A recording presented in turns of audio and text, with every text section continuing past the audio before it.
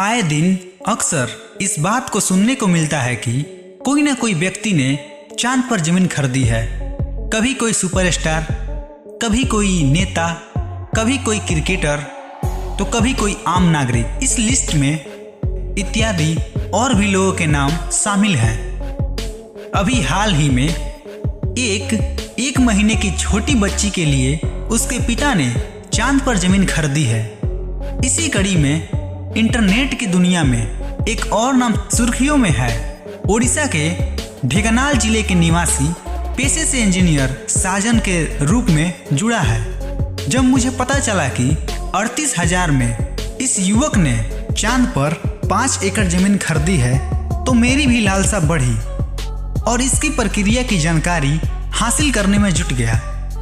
आज आधुनिक तकनीक के ज़माने में कुछ भी जानकारी हासिल करना मुश्किल भरा नहीं है। जहां जांच के दायरे में मेरा सबसे पहला सवाल यह था कि चांद किसकी संपत्ति है और यह किसे विरासत में हासिल हुआ है।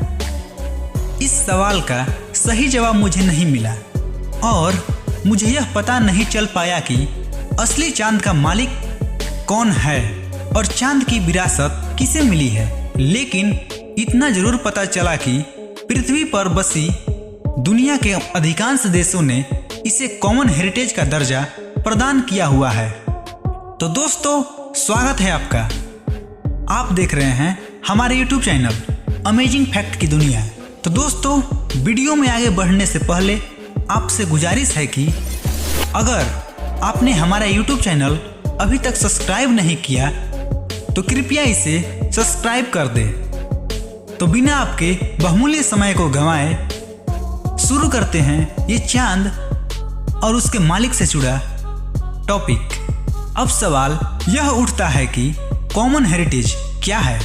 जब मैं इसे तलाशने लगा तो पता चला कि कॉमन हेरिटेज शब्द का प्रयोग सार्वजनिक विरासत के रूप में किया जाता है।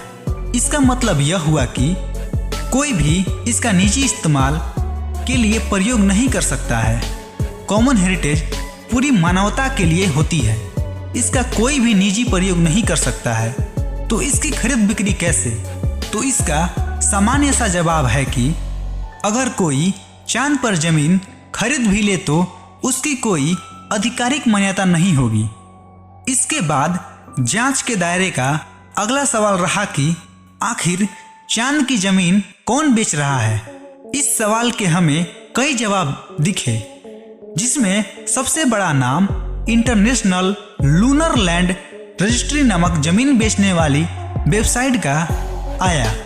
इस वेबसाइट पर जाते ही आपको कई भाषाओं में अंतर्राष्ट्रीय चंद्र भूमि क्षेत्र चांद में आपका स्वागत है, चंद्र रियल एस्टेट, चंद्रमा पर संपत्ति लिखा हुआ मिलेगा। चंद्रमा और वहां पर जमीन की खरीद बिक्री के लिए अन्य जानकारियां भी दी गई है। तो दोस्तों, वीडियो की इस कड़ी में सवाल यह है कि चांद अगर कॉमन हेरिटेज है तो यह संपत्ति इस वेबसाइट पर कैसे बिक रही है। इसका सही जवाब नहीं मिल पाया, परंतु एक रिसर्च में पता चला कि यह वेबसाइट दावा करती है कि कई देशों ने आउटर स्पेस में इसे जमीन बेचने के लिए अधिकृत किया है। जब हम और हमारी टीम ने आउटर स्पेस के बारे में जानकारी हासिल की तो पता चला कि भारत सहित 110 देशों ने 10 अक्टूबर 1967 को एक समझौता किया। इसके मुताबिक आउटर स्पेस में चांद भी शामिल है जो कॉमन हेरिटेज है। इसका मतलब होता है कि इसका कोई भी निजी इस्तेमाल के लिए प्रयोग नहीं कर सकता है। कॉमन हेरिटेज पूरी मानवता के लिए होती है। आउटर स्पेस ट्रीटी औपचारिक रूप से चंद्रमा और अन्य आकाशीय निकायों सहित बाहरी अंतरिक्ष की खोज, कक्षाओं, निकायों सहित बाहरी अंतरिक्ष की खोज और उपयोग में देशों की गतिविधियों को नियंत्रित करने वाली सिद्धांतों पर एक संधि है। अब सवाल उठता है कि जब 110 देशों ने संधि कर रखी है तब चांद पर जमीन की खरीद बिक्री कितनी मान्य होगी। कुछ विधि वेताओं और वकीलों से संपर्क किया तो पता चला कि चांद पर जमीन खरीदना भारत में गैर कानूनी है, क्योंकि भारत ने आउटर स्पेस ट्रीटी में हस्ताक्षर किया है।